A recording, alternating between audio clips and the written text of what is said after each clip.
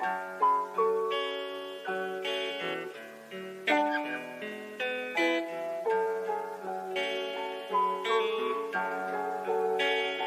tryna turn Trenton into Baby Flint. Been signs by depression on the billboards ever since. 100 years ago we was lynched. Now they use germ warfare to kill us. I'm convinced, got the evidence. I look around and it's evident. Then go down to City Hall and see so much negligence. Real art is intelligent. A true artist sends messages that speak to your intelligence. They fought and died so I can do my thing. Not to get drunk and high or join no gang. I will not let none of you die in vain. For my people I bang, bang, bang. My ancestors been through so much pain. I don't let them die in vain. My ancestors been through so much pain. I don't let them die in vain. I rep for you in everything I do. I rep for you in every place I go. I rep for you in everything I do. In every place I go. They say post-traumatic slavery disorder's fake, but I just tell them all to wake up. Everything we went through, what a way down a rape, bro. Isn't our genetic makeup. So I am my ancestors from block to block. Let's build like it's Tetris. We must unite, link up like a necklace. They fought and died and we disrespected. So I come to correct it. The legacy they left I protected. We only think about self and neglected. You're African but yet you rejected. No. My ancestors been through so much pain. I don't let them die in vain. My ancestors been through so much pain. I don't let them die in vain. I rep for you in everything I do. I rep for you in every place I go. I rep for you in everything I do. In every place I go. I do.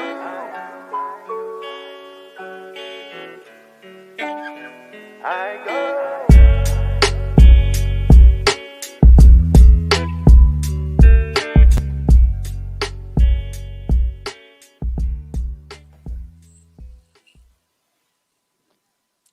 Hey, booyah. Welcome back to another edition of New Freedom Exchange, your cultural expression for social dignity and community development empowerment. I'm your co-host, Brother Deen, here with my co-host. Assalamu alaikum, Sister Marsha in the building.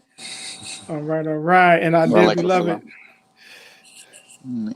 Beloved is here, man. Brother Bilal Hassan. Imam. We gotta do another redo over one of them days.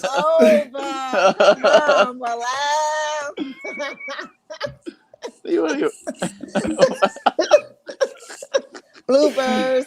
Oh man, the bloopers. Good. Nice day. Nice calm weather. I actually took off work today, which is like about time, Sister Marsha. It is an anomaly. It's an anomaly. I think the day of judgment is amongst us. It's coming. It's coming. It's really coming because that is something that I really do, but I needed it. Actually, me and the girls went to play mini golf today, and it was cool. Mini golf. That's nice. Yeah, it was cool. Cool. Nice. Yep. It's nice, man. How about you, Dean? Yeah, well, you know, I ain't get on the yard. You know what I mean? On the green, you mean, man? On the green. Oh, well, we were inside. It was like a glow in the dark joint. So. Oh, really? You got the fancy. Oh, you got the fancy joint. Yeah, we was being a little bougie today. Yeah, bougie.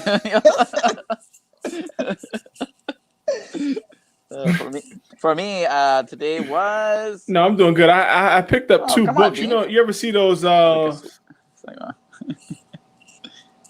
It's a slag on my side. Go ahead, man. Am I coming through clear? Yeah. Am I coming through clear? Yeah, we got you. Loud and clear. Yeah. So you know those. Yeah, you know those library. You give a book, take a book joints. Yes. Mm-hmm. Yes, I found one called The Law. About to check this out. Okay. This is by Foundation for Economic Education. You know, we on that today. We got the financial guru with us. No. Wrong. Financial not therapist. Oh yeah, that's even better. That's even better. And then I got the Why Liberty. I don't know if y'all heard about the libertarians, you know. Yes, but, I have heard about the libertarians. So that was just like a so that was just like a place like on the street where you give a book, take a book type thing. Yeah, near where I work at. It's okay. Near the state representative office. She has 3 of them actually. One is for community literature for like updates and announcements. The other one is for take a book, give a book. Right. And then the third one is a ghost. I don't know what that one's supposed to be. I don't know what that's supposed to be. But how about you, Bilal? How was your day? My day was good, man.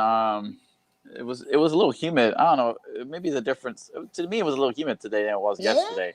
It was a tad bit more humid. I mean, it's not oppressive, but I can still feel the humidity in the air. You know what I'm saying? But other than that, the weather was cool. I mean, it was cloudy here in the city.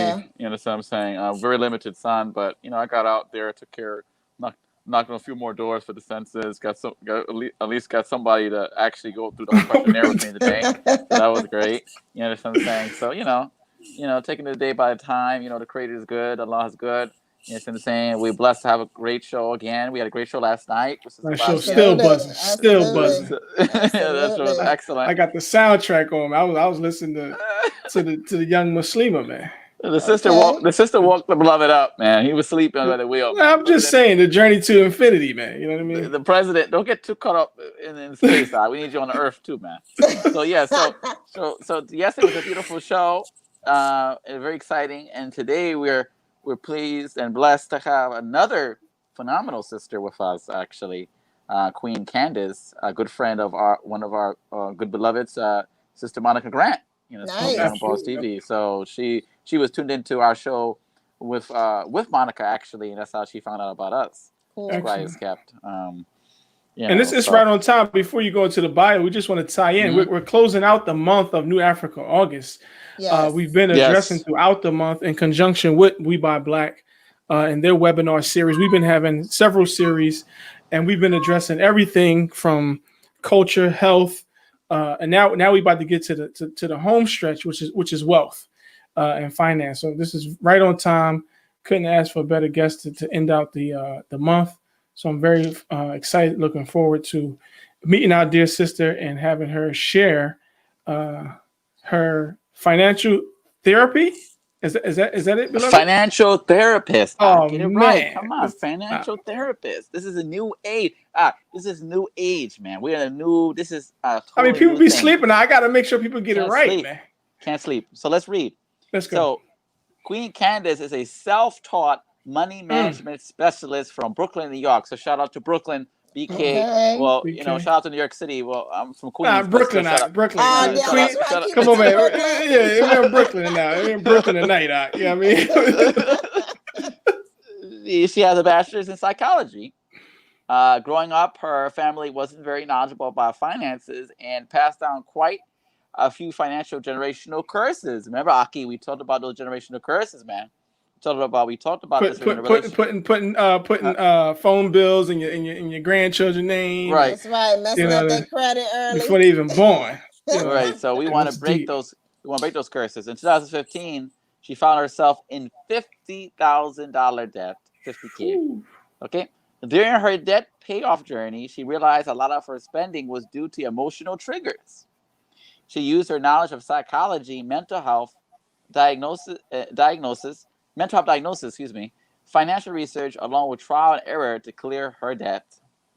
Not only that, but within the same year of paying off the rest of her debt, she also established her business and purchased her first home at the age of 26. Round of applause. Yes. Her mission is to help the Black community switch to a wealth mindset through financial literacy, financial planning, and financial therapy. Sign me up. She's currently studying to become a certified financial therapist. No, sister, you are a financial therapist. And without further ado, let us bring on our beloved sister, Queen Candace. Welcome. Hi, I'm laughing in the green room. I love it. We usually have them laughing before they come on, so we're just doing our own thing. Welcome How to are New you Freedom today? Exchange. Absolutely. I'm great. It's Monday, so Monday madness. But other than that, I am perfectly fine. Gonna start off great with this interview here. Cool. Good. Excellent. So let's get right into it, man. Queen Candace. I mean, you have amazing bio. You have an amazing story, for sure. So could you tell us a little bit about who is Queen Candace? Let the people know who Queen Candace is, and let's start there. Well, as stated in my bio, like I grew up in Brownsville, right? And so we don't know how Brownsville is. Right? You're either like a drug dealer or you run around the streets. And so I just found that I didn't want to be one of those people. I wanted to be better, right? So and not only be better, but reach back and help them be better too. Nice. And so after going to school and figuring out like a lot of things going on with myself and my childhood rooted from an undiagnosed mental illness, kind of helped me maneuver what was going on with me in my adult life with constantly spending because I was upset. And you get a very like an instant gratification from swiping a credit card that a lot of folks don't talk about. Like it literally releases like endorphins in your head. You're like, yes, this feels great. And then you get that again when the item actually gets to your home, right? So it's like I was more of an online shopper. I don't like shopping in stores because I hate. Listen, I'm with you. I am with you. I thought I was like the only woman that does not like the mall because you can have it. I don't want it. I don't. So I never really got into that version of retail therapy, which I would love to just throw that whole phrase out because it's not really retail therapy, right? So I was more of a swiper online, and then you get that instant gratification when all the packages pile up at your door, and you're like, "Holy crap! It's Christmas today!" Look all the boxes and get another release of those endorphins, and so I really had to check in with myself and say, "Hey, what is making you spend like this?" And that's how I got my journey started. So you talked about like the endorphins from swiping the card and then the endorphins from when the packages show up. What do you feel when the bill comes? So actually, and this is has a very big thing to do with financial neglect, right? And so what I did was I had all of my statements online so I could ignore the emails. Okay. So I didn't really realize like exactly how deep I was into it well over a couple of years of going into this method of trying to assist myself with feeling better, right? So this was like a couple of years in, and I was like, okay, you know what? I'm feeling a little better about myself. I need to really take care of myself and figure out what's going on. And so after going to the therapist and getting the diagnosis, I was like, I wonder if this is tied into my spending too. And so I finally went and looked at my bank account and I looked at my credit card statements and I was like, oh snap. I did that. 50K. Did I do that? 50K. I was 50K. Wow. No way. And what's interesting is that it wasn't just credit card debt. It was car loans. It was credit card. And it was a little student loan. So yeah, it was like a combination of things. But the big hefty piece was that credit card debt. And I was like, there's no way I was swiping this much. But you take 6 trips in a year and you don't actually have the money. What are you doing? Swiping the credit card, right? Right. So that was going to be my question, sort of what the combination of the debt was. And so you mentioned majority credit card, a little bit of student loan, some car loans in there, right? Or a car loan in there. And so how do you climb out of $50,000 worth of debt? Right. So the first thing you have to do is, one, admit that you're in debt.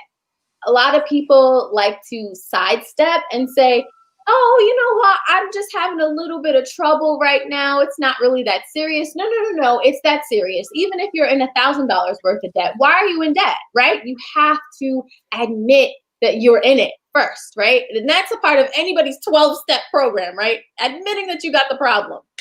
The second step after that is then to see whether it is something that's happening within your life that's causing you to spend, right?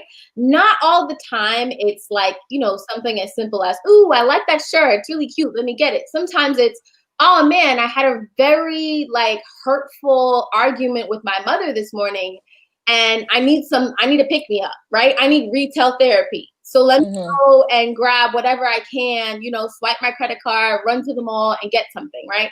So understanding those habits that you have when you're upset or even when you're very happy. So a lot of people think that emotional spending is just sad spending. It's happy spending too.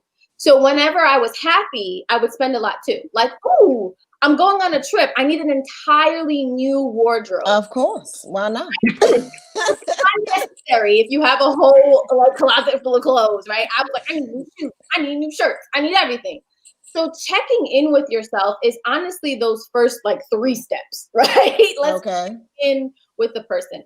Second step is then to evaluate your credit status, right? So where are you within your credit? Are you in that 600 range? Are you in that 500? Are you in the toilet with 300? And then see why, right? And that's the moment when you want to head to a professional, right? And say, hey, I'm having these issues. And financial therapy is great for those kinds of conversations because it goes beyond the numbers. That is where you'll get that those money management kind of money mind conversations where it's like, so why did you spend that today? What made you feel like you have to spend that right now, right? So you go to a professional, you get the initial analysis of the numbers, right? So you get the credit analysis, you get the money management analysis, like how exactly and where are you spending the money? You get the budget, right?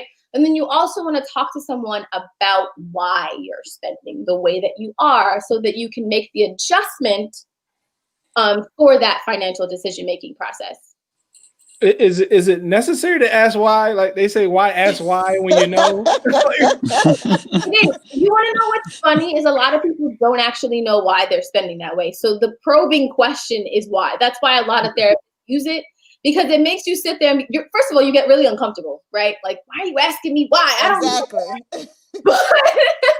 But it makes you think inside of yourself, well, you know what? I don't really know why I had to spend $2,000 in one sitting just now. I have no idea. And even saying that and acknowledging that you don't know then enlightens you to, holy crap, I'm really not paying attention to my finances. I have to pay attention to them because there's no way I should be in this much debt if I'm making the cash flow. And that's another caveat. A lot of people that they're in debt because they don't have enough cash flow. No, it's not. It's actually what's called lifestyle creep. So the more money you make, you actually create more expenses and then you don't have enough space to actually spend. And that's where a lot of the debt comes from. So that's what I was going to ask you before. The next question is, so the preventative measures that would come in after you, I guess, get the diagnosis, get the strategy, then you also have to put in preventative steps so you won't backslide or get off track. Yes, absolutely. And one big one, and people hate this word, it's the B word, is budget. Uh-oh. Well, the budget. Gotta put together a budget. I thought a budget just put everything on it. That's not a budget. You just put everything on a list. Oh man. Budget or cash flow plan is what I like to call it because I think of my money in terms of energy. I think of it in terms of water, right? Water and energy is ever flowing. It's ever reproducing, right? There is no end to it, right? And so you want your money to do the same thing. I don't ever want my money to end. I want it to keep flowing for me, be a nice big tidal wave. So I call it the cash flow plan. And so it's basically just watching how your money comes in and where it goes, right? So what is that ebb and flow? Right? And what I would love people to understand is that I don't care how much you make, you need a cash flow plan. If you make $1 million in 1 month, you need a cash flow plan. If you make $100 a month, you still need a cash flow plan, right? Because all it's doing is watching your money and making sure that you're spending it and telling your money where to go. Okay, so I'm trying to, as you're talking, I got so many things running through my head, but one of the things that's sort of prevalent is, how this concept of financial therapy benefits the community, right? Because we talked about, being from inner city places, and that's something that generally isn't taught. So how do those concepts sort of translate into what needs to happen for our communities and the financial state that we're in as a people? Absolutely. So one really big thing I talk about is this phrase that I have noticed almost every Black family has heard to some degree. Whatever happens in this house stays in this house. That's right. Keep your mouth shut. And that's actually very harmful. Why? Yes. Because now you have it's twofold on this side, right? It's also mental health, because you feel like, oh man, I can't speak out and bring this person into my family situation because now I'm letting people know what's going on in this house, right? It's the same idea with your finances, and we're all taught to shh and hush and not talk about your finances. And this is not something that you discuss with your family or, your friends or your associates. And even at work, it's that same dynamic, right? Shh, don't talk about your wages. You should know what the other person makes, right? But in order to actually have economic advocacy, you have to speak about it, right? So you have to start by breaking that generational curse of what happens in this house stays in this house. And that's where the financial therapy piece comes into play, because we're not used to speaking about it. We don't have the verbiage for it. And so when, a financial therapist steps into the situation, they see it differently than a financial planner sees it. A financial planner will just say, okay, well, you have this much debt, you got this, do some credit repair. All right, see you in a couple months, right? Right. Or even never see you again. A financial therapist really helps you with that accountability piece and working through adjusting your mindset. So it's not just, okay, you're in debt. It's why are you in debt? How did you get in debt? What are those barriers that you created or that is in front of you as a Black person, right? That we need to mitigate and get across, right? So how can we create an action plan to get you to that financial freedom, to get you to that generational wealth? And then we don't leave you, right? We're going to stay with you and help you step by step of how to break those things down. And I can give you a really quick example myself. So one thing that my mom used to do was she used to pay half or enough to keep like the electricity on or something like that. She would never pay the full bill. Right. And so basically what she was doing was generating an entire debt cycle in and of itself with that.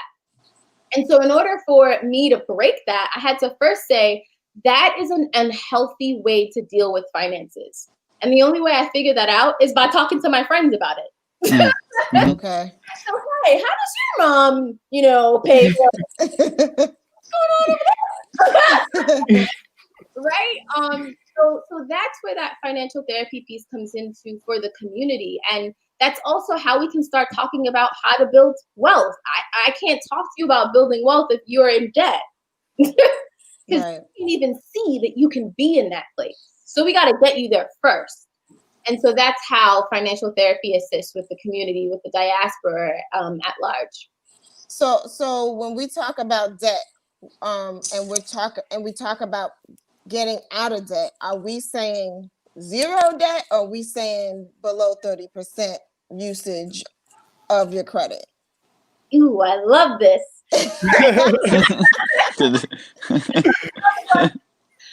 So, honestly, it depends on your financial decision making and your habits, right? Okay. Can you actually handle having a little bit of debt? Or are you one of those people who are just really impulsive? You will always be impulsive. So you have to put things in place to alleviate that temptation, right? So for those people, you can't be in debt. Like you're done. You're done. Yeah, you're done. Yeah, you can build your credit score without being in debt. You don't have to keep the debt there. You can pay it off. It's just a certain strategy that you have to use in order to pay it off. But you can pay it off fast. You don't have to keep letting it roll over, right? And so for them, no, absolutely not, because you're impulsive. You can't control yourself. So you have to gain control of that first, and that comes through mental health therapy and things like that. And then you can come back and say, all right, now I can handle, what's called healthy or good debt. Right. Your good debt is like, assets. So those are things that build wealth, like having a house, right? People who are impulsive and they can't handle that kind of debt, that's how you end up with foreclosures. That's how you end up with liens and all of those kinds of things. For others, that is making sure that you have what's considered good debt. So you have great mental health or, manageable mental illness. And you're able to actually manage your finances independently or with the help of a coach, right? And so then that's like, having a car note, that's having your house, that's having a little bit of credit card debt, not keeping it circulating round and round and round. So it honestly depends on the person's mindset and where they are in their financial decision making. And where does saving comes in all of this formula that you're presenting to us? So saving is always there. So you want to make sure that you have what I like to call the trifecta. So that's 3 different types of savings accounts. And that's an emergency fund, that's short-term goals, and that's your long-term goals. And what you want to do is you want to have them in 3 separate accounts, right? Your emergency fund should have 3 at the least, 3 to 6 months worth of, your expenses, right? This is not counting if you're in debt, right? So 3 to 6 months of your expenses, things of that nature. And then if you have a house, you want to make sure, or property, you want to make sure that you have enough money in there in case things go bump in the night. So you have the added pressure of if the roof suddenly starts leaking, if your boiler breaks. When I first moved into my condo, a water pipe burst on the first day. Oh, wow. The setup. The flam setup too. So what happened here? So that, and if you're a car owner in your emergency fund, you should know how much each tire costs. You know that. You should know how much it costs if I need to replace my whole windshield. If a window gets broken into, you never know. Listen, even in quiet neighborhoods, there is theft. Yeah, sure. So those are the kinds of things you want in your emergency fund. In your short term, that's things like you want a new phone, you want to go on a quick vacation, those kinds of things. And long-term goals tend to be things that take a while to purchase, right? So that's if you're saving money in order to get a car. That's if you're saving money in order to purchase a home. And that's also if you want to take one of those really, really big trips like Africa, right? That's not going to take a weekend. That's going to be like a week or 2. You need some money in there. Yeah. A little change. So tell us about the mental illness piece of it, right? Because you mentioned that a few different times, right? So how does that tie into our spending habits? Absolutely. So I'm going to use myself as the case study and example. Okay. I actually have what is called recurrent depressive disorder, and I have chronic anxiety. Okay. So what happens with that is, and it's very interesting because depression is a downer and anxiety, it makes you excited. So you tend to go up. So middle, I tend to crash halfway through the month. Okay. Right. And so how that comes into play is when I'm anxious and I'm worried about life and things that are going on with me, I need that extra boost to make me feel better. So I have to, and online is so easy to access. Right. That, that's where it comes into play. It's like, okay, well, you're anxious about something and you need something to alleviate the stress. And so you use retail therapy to do it. Right. So you have to like talk yourself basically down from that. Like, you don't actually want to spend this money right now. You're upset about this. Go and talk to this person about that. Or, you know, find ways to ground yourself, because with anxiety, you have to ground yourself. So find those kinds of ways. With depression, it's a little different. It's more of the financial neglect piece. Okay. So for 2 weeks when I have an episode, I tend to just go down. Like, that's it. I don't want to do anything. I'm not motivated to do anything. And in that time, bills are still got to be paid, right? But if you're paying attention to them, ignore the emails. Because I'm having a depressive episode. Right. Do anything. I don't want to leave my bed. I don't want to talk to anyone. I don't want to phone on. I don't want to do anything. But bills are still due, right?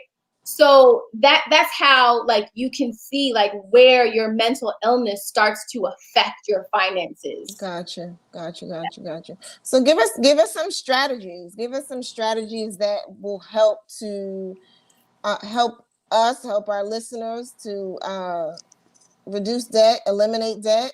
Some things that maybe you have used or that you recommend to your clients. Sure, absolutely. So the first step is to do a mental health self-check-in. And I do this every time I'm about to spend money. I ask myself, why do I want to spend money?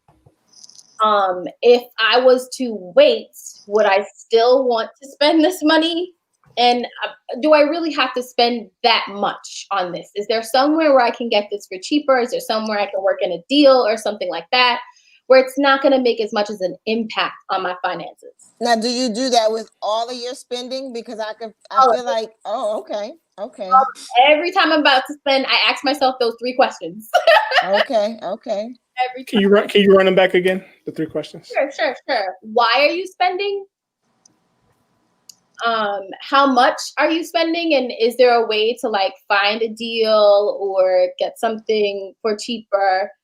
And also, like, are you spending because, you know, you're upset or things like that? So those are the questions. Okay. And with all of the spending, because see, I can see that getting on my nerves right now. Like, listen, I ain't about to ask myself these questions every time I want to buy something.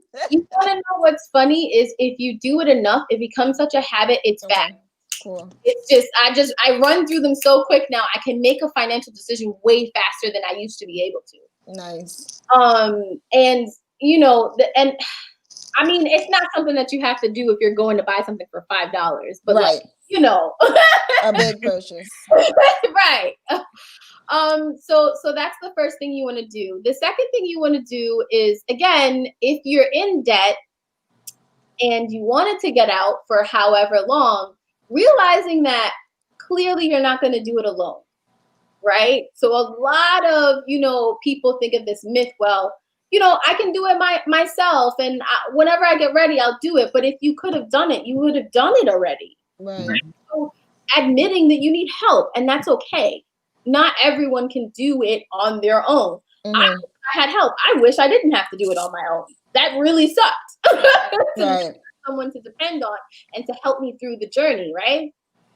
The next thing you want to do is get a budget. And I know it sucks because it sounds like, you know, something poor people do, but it's not. It's something every single person does. The millionaires all have budgets. They just don't handle their budget. Someone else does. Right. But they have a budget. And so realizing that you need a budget is part of it as well. And then that accountability piece of making sure that you stick to it. But life happens. Adjust, right?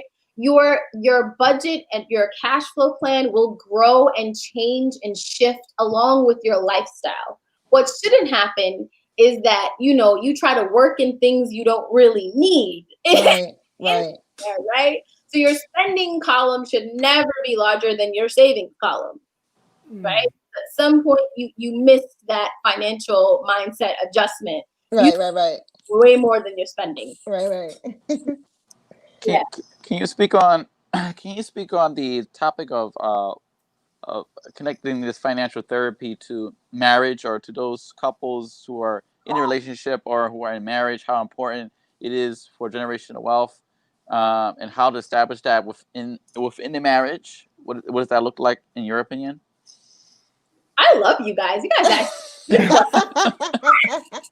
All right, so let's talk about financial infidelity. Oh, Ooh. Take a note. she coined that, y'all. That's Queen Candace talk. Queen Don't Candace. be trying We to gotta take put that that. from her either.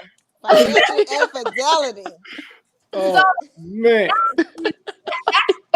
Relationship, and you feel like you have to hide any of the expenses that you have, Mm. that you do. Right? So those are everyone who wants to run onto Amazon and hide the packages. You're doing financial infidelity, and just like the gift packages. it's still cheating. Okay, it's not good. One of the top 3 reasons why relationships and marriages break apart is financial. So you want to make sure that you're both on the same page. So having a time where you actually sit down and have a financial conversation and check in with each other is very crucial to continuing to have a healthy relationship, not only with each other, but with money, right? Mm-hmm. You feel like you have to hide things in your relationship, even finances and purchasing things, then there is something fundamental going on with your relationship you need to check in with, regardless of whether you talk about the finances or not. Why do you feel like you have to hide this from your significant other, right? Right.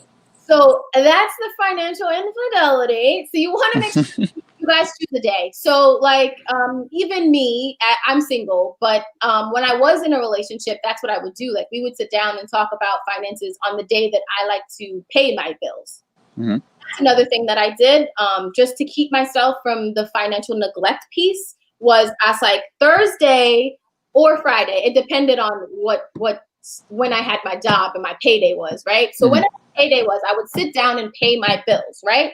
So when I did that, I had my significant other sit down and do it with me, right? So now we're both getting into this very healthy habit of 1, talking about our finances, and 2, actually paying our bills, right? So having a financial routine is important. Nice. So now what happens when one spouse either comes in with the debt or the debt accumulates, but it's accumulating an imbalance on one side? He got the trigger fingers, you know. The trigger fingers, yeah. I'm gonna say something and I might get attacked for this, but it's okay. Y'all need to hear this. Let's come on. Let it out. Bring it. Please stop marrying people with debt. That's insane. Why would you do that?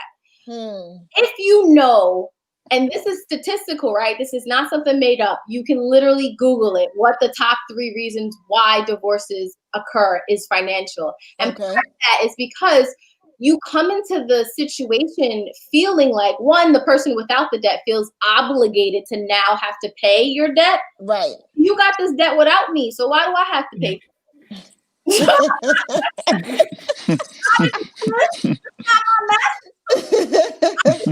it would be great if I could help you with it. Absolutely. If I'm down to do that and we agree upon that, that's okay. That's not too bad, but still, like, you should handle your debt before you get into a marriage so you can both enter it in a clean slate. Then that eliminates like 50% of the arguments. Right. Arguments are financial. And if you're actually going through a program like mine, and what you're doing is doing that mental health, that money mindset adjustment. So then you go into the relationship and the marriage much healthier in your mind space, right? So you don't feel like, oh, well, you have to help me pay my debt because we're married. Like, right. No, I don't. I don't have to do that. I'm not required to do that. Where in the vows did it say I have to pay your debt? Right. So what is the rush, right? Like, why are you rushing into marrying this person with debt if you guys can just come up with a plan and they can figure out, and you guys can both figure out how to do it, right? And even if you both come into it with debt, still, like, that's ridiculous. Come into the marriage with a clean slate. Eliminate those problems that you see everyone else have. Insanity is doing the same thing over and over again and believing that there will be a different result. That's true culturally as well. So as a culture, as a people, that's something that we tend to do. Well, you're in debt, I'm in debt, or you're in debt, I can help you with your debt. And then later on down the road, you're resentful because it's, well, I just helped you pay $50,000 in debt and you don't want to be with me. Or I just helped you pay $50,000 in debt. You have to do what I say now because I own you. All of those conversations could be eliminated if you just come into it clear and free. Right. Okay. The debt and waiting until I finish clearing my debt wouldn't be a problem. Like, right. What's the rush? Yeah. It basically what you're saying is that, you know, with marriage and debt, basically you have to prepare yourself to be in a marriage or be in a relationship. And so that's part of the preparation, is to make sure that you're financially healthy going into a situation like that. So now I have another question because I'm just full of them. yes. Come on, Marsha. Hold on. I just want to say one thing that a lot of people don't realize there is, but in skipping that premarital counseling, you're also skipping the pre-financial marital counseling, where you get all of those tools with how to sit down with your spouse about talking about finances. Where do we talk about finances? How can we have a conversation if I feel like, because you're both coming from two different worlds, right? Right. Experiences with money, two different money stories. And you want to be able to come to the table and have a healthy conversation to resolve how you're both going to move forward together. And so skipping the premarital counseling is part of the problem too. You need that. Right.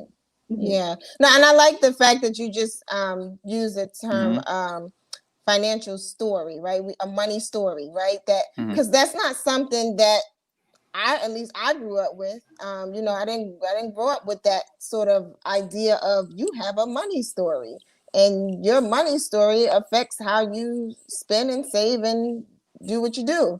You know, so the fact that we're having these conversations and acknowledging that each of us has a money story, and when we come together, we've got to make sure that my money story doesn't bump up against your money story. And we wind up with a big mess. Now, I have a question specific to reducing the debt.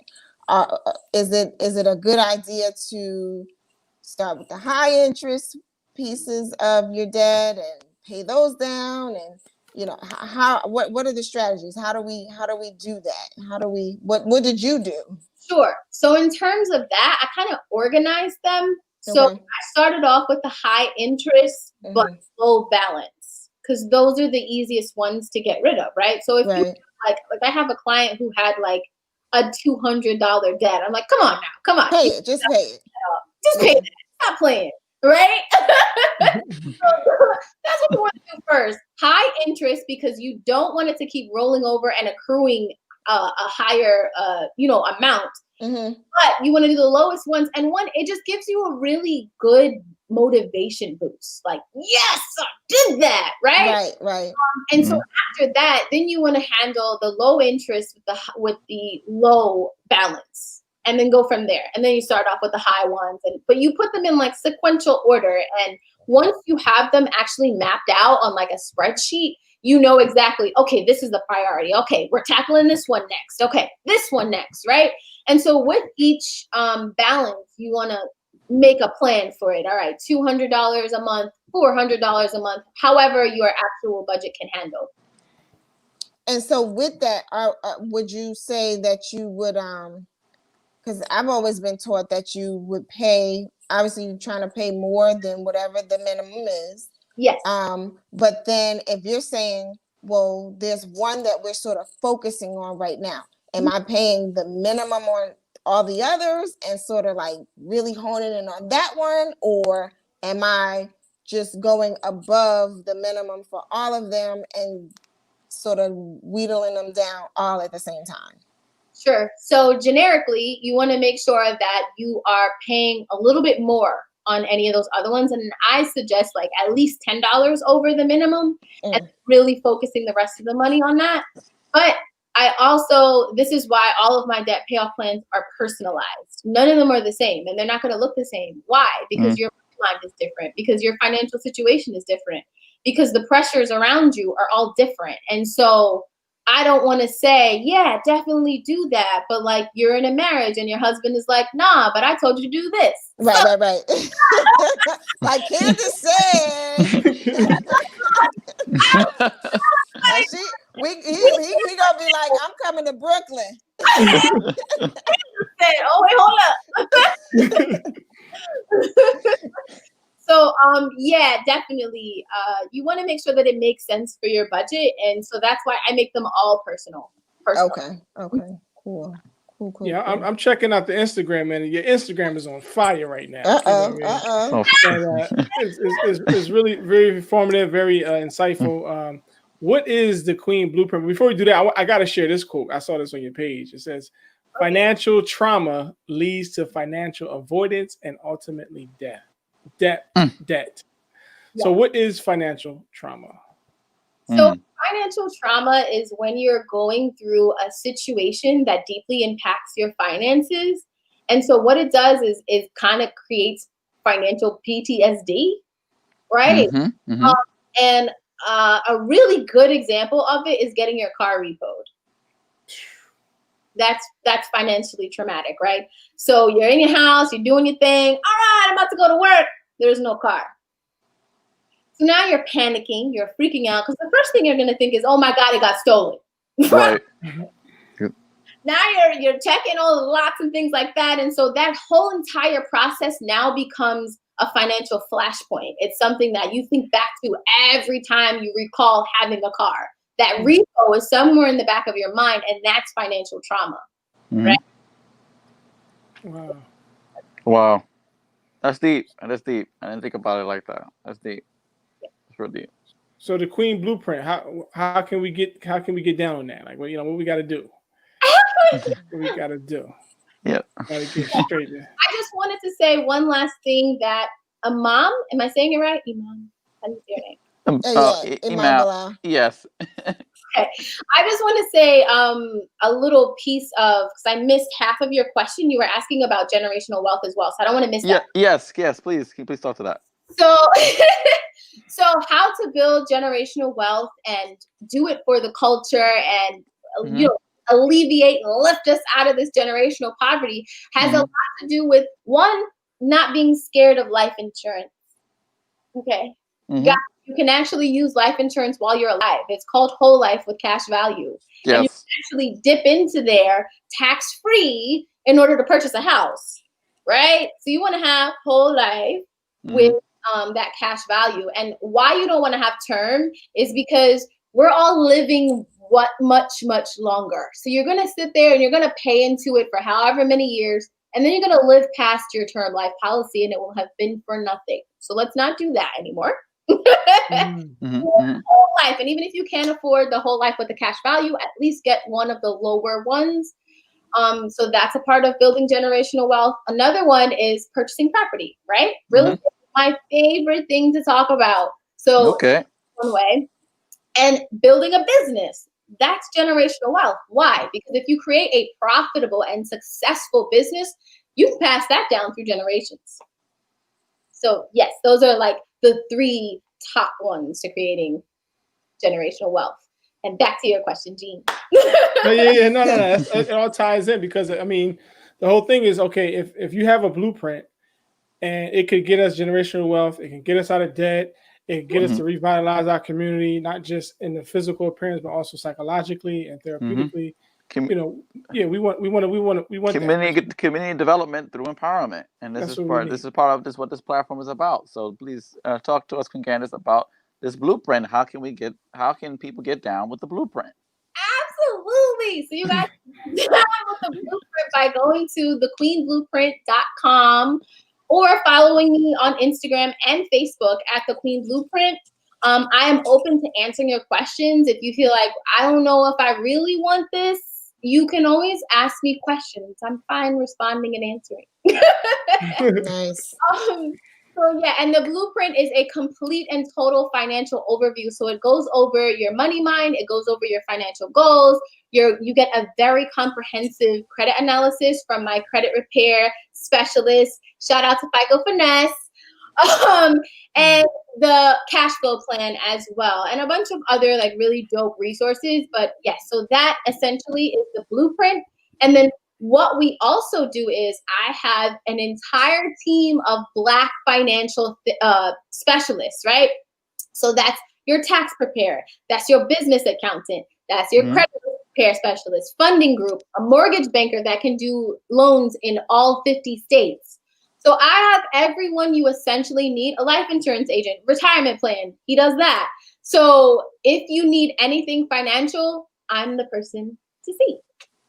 Excellent. Now, we were talking about yesterday briefly. I just found out we were doing a mental health walk through a housing project, and that there's a center there in most housing projects that are supposed to be for workforce development, financial literacy, getting people through these projects, 2-year, 24-month program, and it hasn't been happening.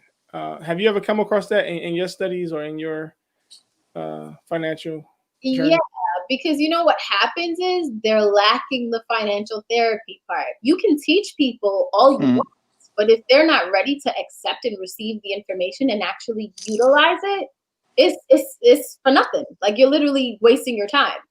So the issue there is that the Black community is not ready to talk about finances, and we have to like literally I have to force people like, hey, like you signed up for this program. You're supposed to be talking to me. What's going on? Like, right?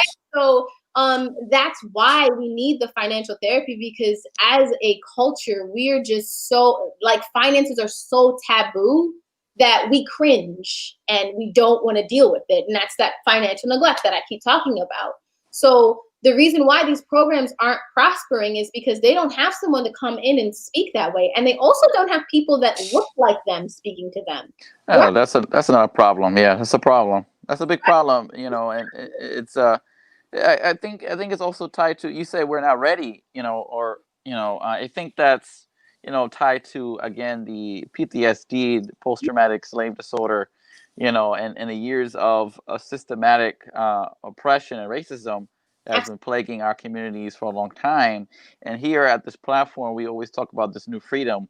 What is this new freedom? What is old freedom? Well, old freedom basically is, you know, a lot of us were free from bondage, physical bondage. We're no longer shackled physically. And I mean, you have exceptions to the rule, but slavery's, you know, maybe still going on in certain parts of the world. But, you know, for us, physically, we've been free. But mentally, this whole therapy, as far as financial literacy, financial empowerment, socioeconomic empowerment, we're trying to get there. We're working towards getting to that new freedom. You know what I'm saying? Because when you start relying on other people to come into your neighborhoods to teach you certain things that your people can very well be teaching you. You know what I'm saying? You know, Queen Candace, and like many others, Monica Grant, and many others that we have had on this platform so far, and many others that exist that have out here in the community, and they're doing the work. That's a problem. You know what I'm saying? And you know, we have to get away from this mentality that you know, we can't listen to people that look like us. That's sick. It's a sickening disease, man. You know what I'm saying? That we listen to someone else that doesn't look like us, that doesn't maybe not even talk the same language, you know, or whatever. You know what I'm saying? It doesn't make sense. So I think my question is, if I don't want to cut you off, Queen Candace, on your point, but my question is, in your perspective, what do we do to get ready, or what is your viewpoint of how can we move past this very oppressive state that we were put in, but we also put ourselves into partially as well, with our own thinking, negative thoughts? Okay, so one thing I want to say really quick, because go ahead. The ticker below that says Queen is the Queen Blueprint. Yeah, come on, get it straight out. Come on, man. Trademark, man. Get it straight out. Get the techie out of here. He's fired. Listen. Get him out of here. Listen. She just read you, Imam Bilal. Oh man, the flam. I signed on LinkedIn, they're gonna be like, she's a There we whole. go. There we go. There we go. Here we go. Here we go. She was like, listen, send them to me, not to somebody else. Well, Right. So funny. Okay.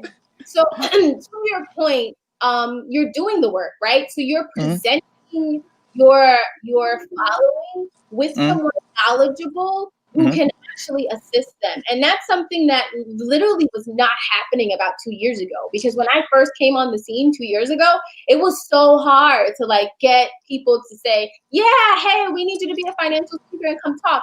Now it's like every week someone's like, hey, can you do an interview? Hey, can you run a workshop? Hey, and I'm like, yes, keep asking me these great things.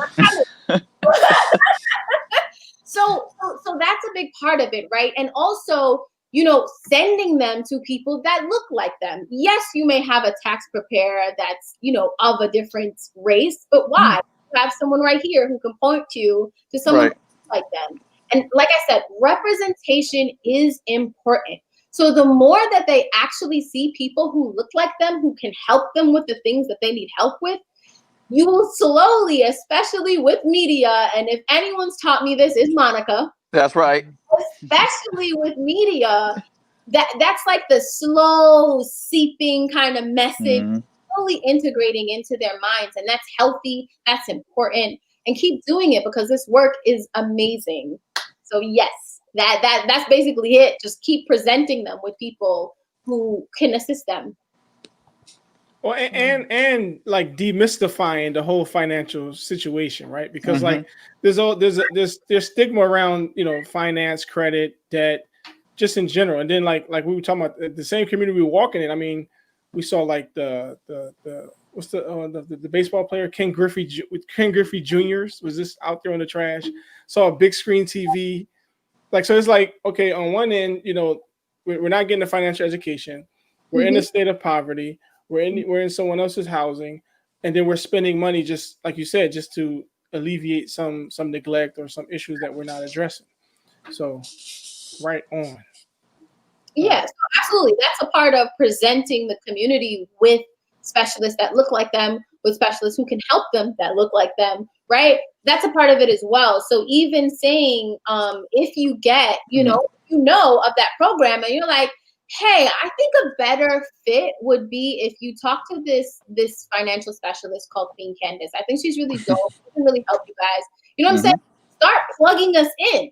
That's right. Networking, connecting, relationship building. Exactly. You know? You see those programs and you're like, hey, this is what I want in my community. You guys have to start. And I'm talking to you out there in the world watching as well. You have to start demanding what you want, right? Change does not happen by standing still.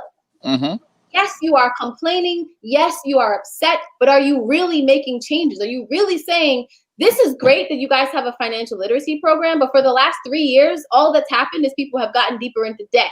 So I really want this financial specialist who has been proven to help get people out of 20K debt, 30K debt, has proven to get people their credit score from 5-something to 7-something in 6 months. I want her. Right? So start demanding what you want. You have a voice in your community. The only reason that they're overrunning and doing what they want is because you are not speaking. So speak. Yeah, to your point, Queen Candace, and before we get into station identification, there's a couple of things that come up to mind when you said speak. You know, speak your piece, as they say.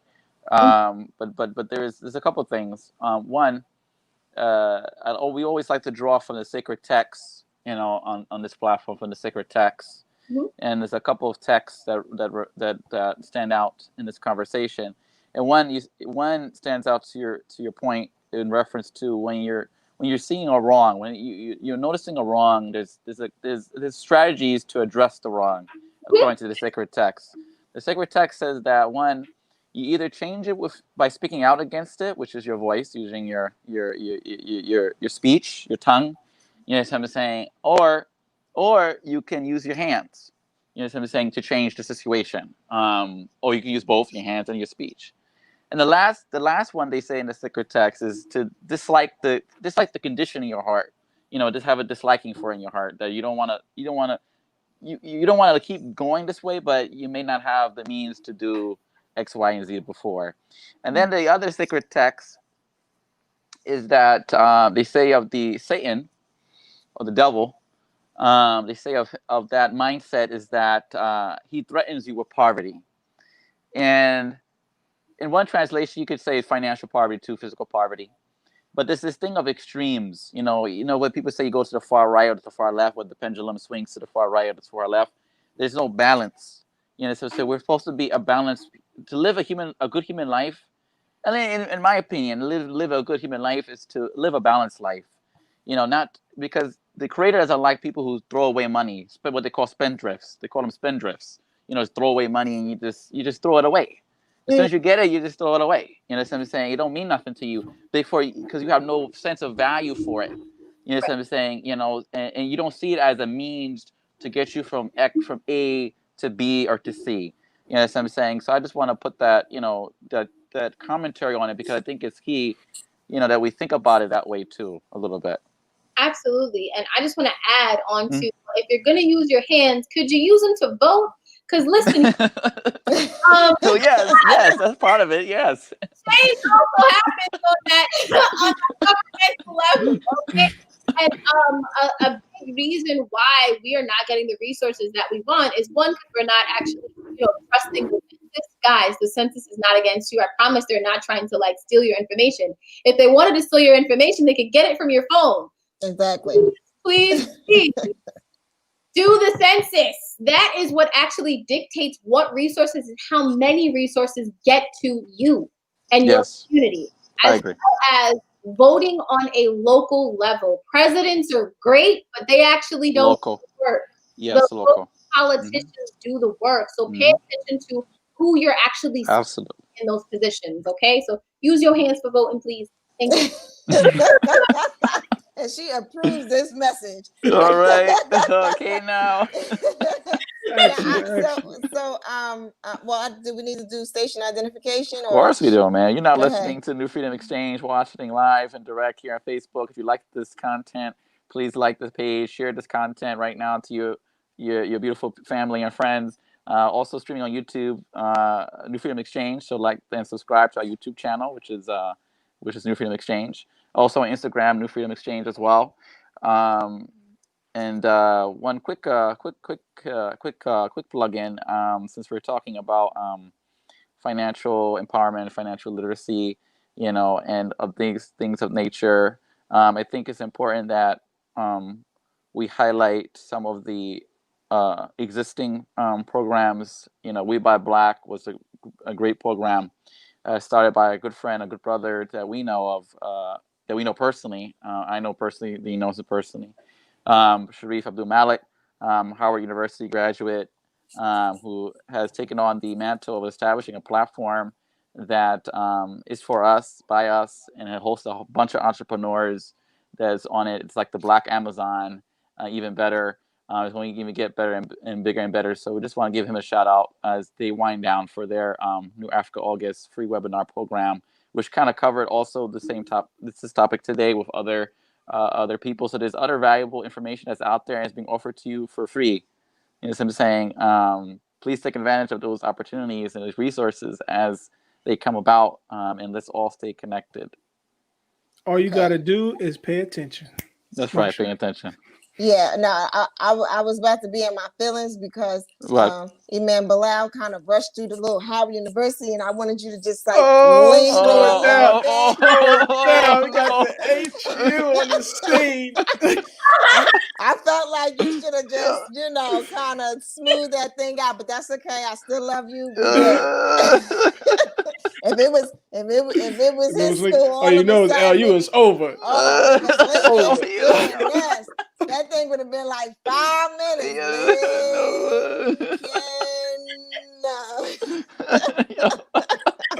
No, but I do have a question. Another question for Queen Candace. Where do you stand on debt consolidation? Is that a good thing? Is that not a good thing? So I believe what you're thinking about, and this is a lot of space where people get confused, is debt settlement. Okay. So a lot of these companies, they claim to be debt consolidators, and what they're doing is debt settlement. And that's close all of your accounts. Oh, never. Ooh, no, bad thing. And yeah, they close all of your accounts. And they say, what we'll do is we'll bundle it all into one payment, which is technically consolidation, but not really. Because what they're doing is they're paying off the companies on never want to close your account. Yeah, so they lied to us. They lied to us, Queen Candace. They lied. They lied. They lied. They lied, man. They lied to us. Do that. It makes me cry. Like, don't do that. But now, what if you? And I've always been taught, you don't want to close the account. That's not a good way to go about it. But what if you got like a personal loan to pay everything, and then you're doing that, and then you're just paying that loan? Is that a good thing? Is that not a good thing? Yes. So that is actually debt consolidation. Okay. And honestly, a lot of people don't have to take out a personal loan. What they can do is what's called a balance transfer. And that's actually how I cleared my debt. I love those. I didn't get a personal loan at all. I just kind of flip-flopped them back and forth until I had enough space to breathe and actually pay them off. Yeah. What that does is it pauses the interest rate for 12 months. Sometimes 15 months, depending on the offer that you come into. Yeah, and I'm glad you brought that up, because I've used that as a technique as well. As soon as you're able to free up enough money on one card, and you have a balance transfer offer, that is a good way. Especially if you have a card that has a higher interest rate, that you want to just move it over to the card that has a lower one. So I'm glad that came up, because I personally know that that's a good way to reduce some debt. I'd rather you do that than to open a whole nother loan if you don't have to, because that drags your score down too. So now here's another question in terms of the balance transfers. Some people will use the technique of, okay, let's say I have 5 cards that already have balances on them. But because I don't have enough of a balance on any one of these cards, I open up another card that has a balance transfer offer. Is that a good idea? Because essentially you are creating more debt. In that case, then you should go straight for the loan. Don't go for another credit card, because that's just going to cause more grief. Right. You can always see if the personal loan has a deal where it's like, for a certain amount of months, we won't do the, some of them do have those kind of intro rates. Like, I know Discover does really great personal loans. They're always to get one. I'm like, I don't need one, guys. Leave me alone. Me too. I get that in the mail all the time. I get it in the mail. And the offers are always very great. So I think one of my clients actually had the same Discover card as me, and I was like, this is the best card to have. You are in such a great position. Right. And so we actually helped. I actually helped her clear about $7,000 in 6 months. Nice. So, and her score shot up from a 5 something to a 777. Like, she did nice. And so that giving yourself that breathing space with that card is very great, but also you don't have to open another one in order to get that. Sometimes the personal loan will give you that relief as well. Cool. So how can we want to turn up just a little bit just before we let you go? We want to turn up a little bit. Get you. We don't want to hold it too long, but I mean, some people say, forget the system. Why can't we have our own system? Some people talk about reparations. So there's a lot of things going on from all across the gamut, right? Mm-hmm. And so one of the things, as Bilal mentioned, we try to hone in on a balanced solution. Mm-hmm. Right. So for those who don't want to opt in to the development of financial systems that are already set up, have you come across in your studies and in your strategies, are there ways to set up independent institutions or institutions that could, for those who have never been in the financial system yet, like the future generation, setting up our own credit unions, our own banks, and other type of situations that we could work towards? Those who probably already ahead may have a better chance of developing it, but you can also give hope to those who maybe feel as though they're too far into debt. Even though you share with us over $50,000, I mean, I know average person, never what? There's definitely always a way to get out. You just have to be open to the options that are presented to you. But there are already Black systems. So there's One United Bank, there's Hope credit union, which is yeah. credit union, right? So in order for us to, you know, give them support and replicate them, absolutely there are ways. There's even like there's an online system that actually assists you with creating susus. I will comment after when I find the name of it, because I can't think of it off the top of my head. But like a legitimate susu? Like a legitimate, please, because Yeah, not the flim flam, not the flim flam joint. Because we got a legit source from a sister from the connection to the diaspora too. She told us, you know, her family was been doing susus for like over 30, 40 years, man. Yes. Legitimate joint. Susus came from us. Right, Yeah, exactly. I just had this conversation with someone, and they were just like, you know, people out here making money off of susus, and I'm like, well, what kind of susu are they doing? Because that's not how that's supposed to operate. So really quick, and I have a whole YouTube episode my show for it. So if you guys want to go to my YouTube, send us the link. Send us the link. We'll do a watching party. Yeah, and I called it Scammer Alert because it's like I said, this came from us, right? That's where the word and everything. That's ours, right? But what happened is these people came and they did a hybrid of an MLM, which is a multi-level company, and a legitimate susu, and they merged the two. And so now the Black community is getting tricked is because they're using trigger words. They're using generational wealth. They're using entrepreneurs are getting together and do it. So one of my friends tried to use that on me, and I was like, "Girl, no, that ain't that ain't it. Like that ain't it. No." So yeah, but I did a whole entire like 30 minutes on I found it. We got the lost files. It's coming up. We got you, sister. Right here. Check it out. I'm gonna put a short link so y'all can get this, but it's in the comments. We on this, sister. If you want the short link, you can do bit.ly/QBTV YouTube. And in one of the playlists that you'll see it's in the royalty playlist. But yeah, royalty playlist. Like that. Scammer alert. But yeah, I went into depth with it. Okay. So yeah, but what was your exact question? Right? Well, yeah, I mean, you've been addressing it the whole show. Yeah. Absolutely, and he was just talking about other options for seeking what we're looking for financially, other than tying ourselves to the already established financial system. And I feel like you did address that for us. Yeah. Absolutely. So the electronic, version of the electronic susu with people that you know and trust. Okay. No giving flowers over here. Okay. Right. And One United Bank, Hope Credit Union. Hope Credit Union is very small right now. I even called them to open my account, and they were like, "We're doing pretty great because of the whole Bank Black movement, but not good, like established enough to really reach out because they need more support." So the same way that we supported One United, which is not a credit union, let's now support Hope Credit Union and get them up and running, and then we can go and replicate. That's what you want to do. We can't have two banking system and that's it. Like, we have to continue to replicate. Right. Nice. All right. So people, get out of debt. It's not your friend. It's not your friend. It is not your friend. Trust me, I am on that journey. I have no problem sharing it. Like, my plan actually was to be out of debt this year, but it's looking like that will go into next year. Hopefully, I will be done.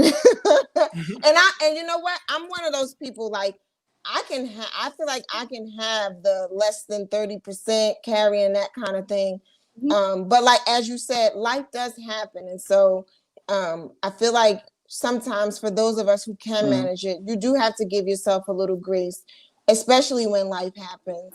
And then you just have to manage it. You know what I mean? Because you even spoke about it earlier that you could be making a significant amount of money and still have the debt, whether it's debt, past debt that you're just sort of weeding down on, or you know, it could be just people not knowing how to manage the money because you're making more. And now it's like, okay, I can get this, I can get that because I'm at this status or I'm at this level. You know what I mean? So I do want to say that Yes. if you are doing things on your own, you want to make sure that you check in with a professional at least once a year. okay. And I do have that service. That's what the actual blueprint, the actual product is called. Okay. And basically like when you go to the doctor and you have your annual physical, what the blueprint is. So it's an annual financial check-in, right? And so you want to make sure that you do that at least once a year because that will help you stay on track. And you can always see, okay, where do I need the most help? Do I need to switch my specialist, right? Maybe my tax preparer ain't it, right? Right. So those kinds of things. If you're starting a business, you want to check in and do that as well. Do I actually have enough capital to do that? How do I get the capital? Who do I turn to for my business finances? I can help you with that as well, by the way. So Okay. Well, in any of those avenues, you guys talked about owning homes, right? And like I said, that's my favorite topic to talk about. So if you guys want to do a whole episode of just talking about that. yes, we'll bring you on. And Absolutely, Lisa absolutely. and Lisa Pureto, our good friend Lisa Pureto out there in LA. She's known as what, Dean? The super real estate She's agent? the super agent. Super agent. We want to bring y'all both on. Yeah, we're gonna do a double whammy, but keep that in the chamber, man. Oh, you can check her out now. Real Estate 100. She actually developed a program for young people to get them started early, Nice. so they won't go into debt. Like they get them starting to invest instead of buying $400 high sneakers. Start building towards getting a house and everything like you're talking about. So you Sisters is on it. Sisters is killing the game, man. I keep saying that. Us brothers, we got to pull our brothers up, man. As long as we can protect them out. Yeah, we'll come back, man. We'll come back. Allah says He rotate the kingdom too, man. So the sisters, I mean, it's their turn. So what's the time commitment for any of the programs that you have? Is it vary by circumstance? So I have 3 running programs right now. Okay. One of them is Blue. That's the debt payoff program. That's a 12-month program. Okay. And it's basically like you get workshops for the financial literacy piece once a month with a group. And then we do 4 one-on-one check-ins every 3 months. And I give you an adjustment to your cash flow plan if you need it. We, all those good things. You can have credit repair baked into there. For the solopreneurs, I have a business accountant baked into there. And they're all at a very much lowered rate than you would get them separate outside of my program, and all Black individuals. The other program I have is my home buyer bundle. So I actually developed a home buyer organizer for first-time home buyers because I do like a workshop every year. And so it basically runs through everything that you need, but also what you get is 3 cash flow plans. So you get one before you even hit the bank doors because you need to make sure that you're prepared. What you don't want to happen is you go and you get denied because they actually can see that on your report. Like, oh, you went for a mortgage last year. What happened? How come it never happened? What's up with that? I don't know. I don't trust you. Banks get very skittish. If they see that you tried and you didn't, they have way too many questions in their head for why that you didn't, right? And then you become a risk in their eyes, right? You don't want to be labeled a risk. So you get that cash flow beforehand and a very thorough comb through, again, with the blueprint. And then you get one for during your actual process, because what happens is a lot of people get to closing and they mess up and purchase things before they close, and then they lose their loan. So the budget keeps you in place so that you don't do those crazy things. And then there's a budget for afterwards, right? Because now your whole entire financial situation has shifted from before when you were coming in to get the house, right? You have all of these new expenses that you have to deal with. So you want to make sure that you hit the ground running with that and don't, once again, end up in debt, right? So that's the home buyer process. And again, I have the mortgage loan officer who can do, purchases in any of the 50 states. I'm also working on a partnership with a gentleman in Africa to get real estate over there. So that is pending. Whoa. Nice. International. Nice. Bringing it back. Queen Sheba has returned. The waters. Yes. Get it right. Very passionate about it, okay? So that is that piece. And then the other one is, like I said, that annual blueprint. because you do have people who want to do it themselves. Nobody always wants to, like, you know, throw out all their guts and everything to a financial specialist. And I get that. But what I also get is that you need us to come in and check, just like your doctor comes in and checks up on your body, right? You need someone to come in and check your finances and make sure you're on the right track. Maybe you are. Or maybe you're freaking out because you think that you're not, but you are, right? So those kinds of things. So those are the programs that I have running right now. And I'm currently working on a youth program as well. So I get a lot of mentorship in Greece. Excellent. What about financial fundraising for like nonprofits? Yes, nonprofits. So are you asking how or what resources? Is that part of your strategies? Do you have strategies for nonprofits and fundraising campaigns? Oh, so the youth program is actually going to be under my my nonprofit, which is called Royal Resilience Inc. So that I actually do have a grant writer, and I refer him all the time. I've heard nothing but great reviews. So he does the grant writing piece, so he'll help, and he loves to help brothers and sisters because he is one. So nice. We all win, right? So that's what I do to help. I just refer him out because he's great at it. Okay, actually, well, we got our own in-house grant writer here too, so we gotta connect them. You know, you gotta connect the grant writers. But I mean, in some of our research, I mean, me and Bilal in particular, we were going over. That's how we came across Seneca Village, that's now known as Central Park. That, you know, because we weren't allowed to participate in the social, you know, experiment and development, you know, we had our own systems, you know, and so along the way we developed our own and then lost them. And so we just want to keep tying it back. I love everything that you're sharing with us. You're giving us a lot of information. So for those of you who have listened to this once, listen to it twice, I know I will. Follow up with our dear sister. Stay in contact with her. She's accessible. We thank you again for coming on our program. Yes, any last remarks? I'm gonna play this song that we played yesterday because the sisters kicked the knowledge. So we got to reassure people understand. Go get that knowledge. So I'm gonna hit Bashi on the end when we get out of here.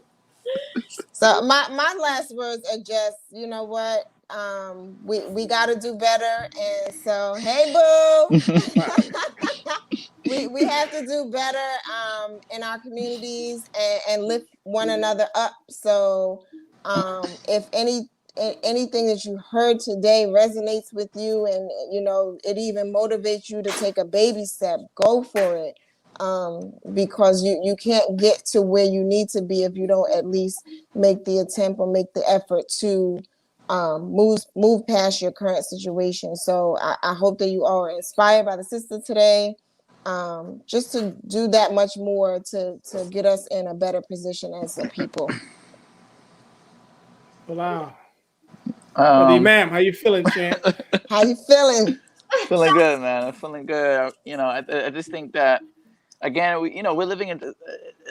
What we're seeing is a testimony. I mean, like the people, like the guests that we've had on, this is a testimony to the fact of how great and excellent our people are, and how talented and very multi-talented our people are, and that there's some very sincere, they're very sincere, they're very honest, they're very trustworthy and transparent, and they're very accountable.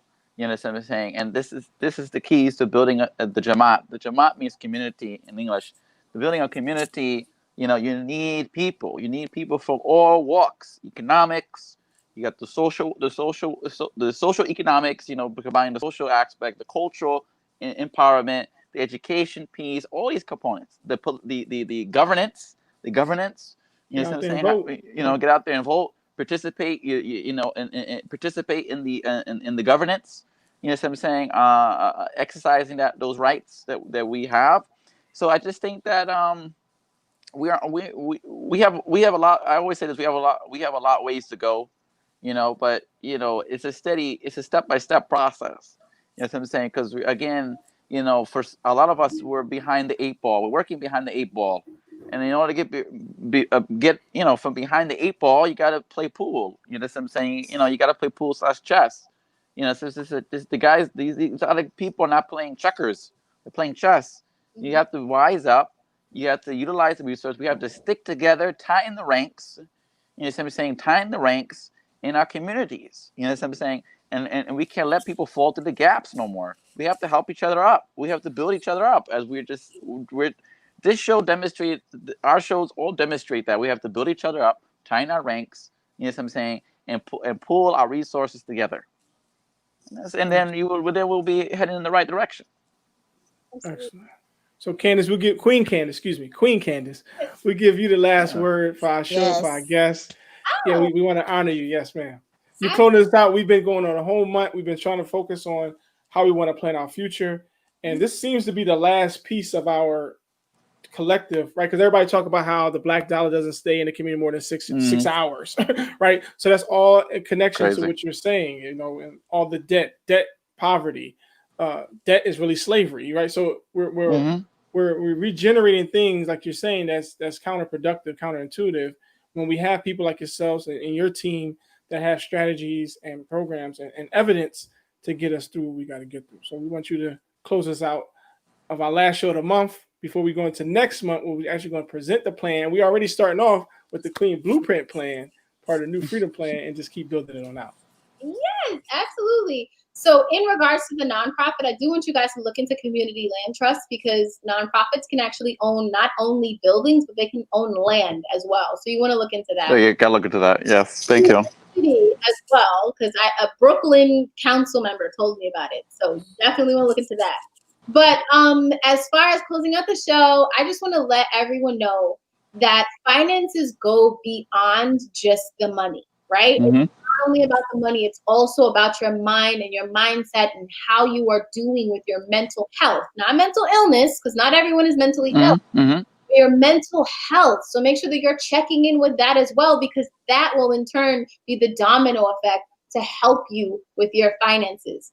Make sure you check in with a specialist, right? This doesn't have to be a lifelong situation if you don't want it to be, but at least once a year, you should be getting that annual checkup. Like, hey, how am I doing? Am I doing great? Do I need help here? That's very important. And the last thing I want to say, how I close out all of my episodes on Cream Academy, is if it costs your peace, it's too expensive. Drop the mic. I'm gonna pick up the mic and drop the mic.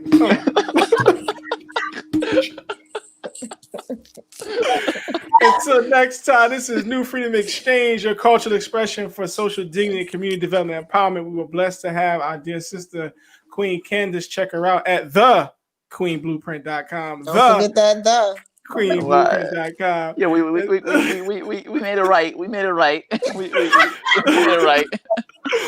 Until next time, this is a song we heard yesterday with our dear sister Bashia. This is again Bashia Knowledge with a Q, the Queens, the Quran. Go get that knowledge. Until next time, peace. Peace, everybody. Assalamualaikum. Bismillahirrahmanirrahim.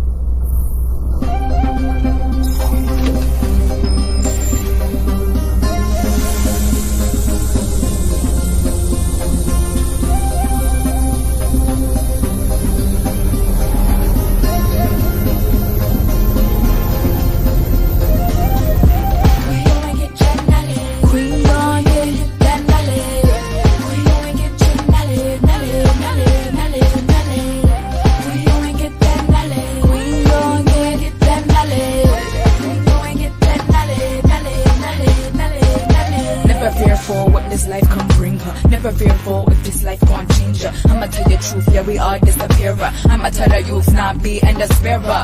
Yeah, what's the move with it though? Oh, gotta show some proof with it though, so they could be in the know.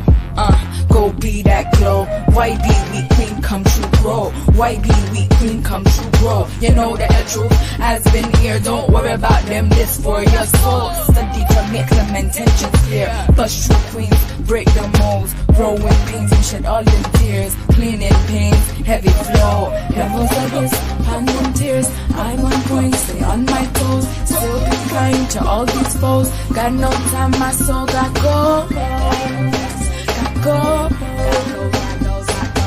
It's way ahead, yo, you ain't no 5 trees, let's go, get that cold. Queen gon' get that knowledge. Queen gon' get your knowledge. Queen gon' get that knowledge. Queen gon' get that knowledge.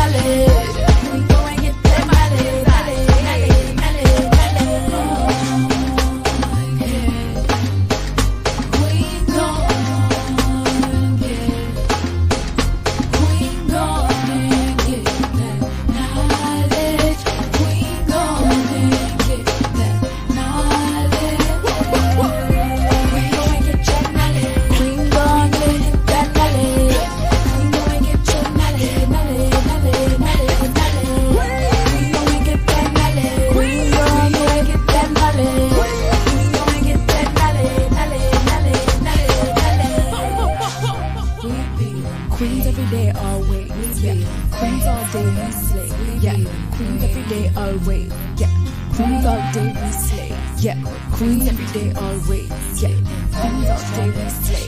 Yeah, queens, know what I mean? Maybe them queens in a building, you feel me? Queens in a place to be right now. Queens, come get that night. Come get that night.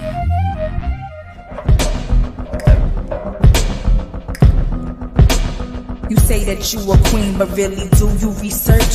Better go and get that knowledge or it will just hurt. The fact that you don't know your worth and it's been hidden under turf, and how you will never know unless you get up and go.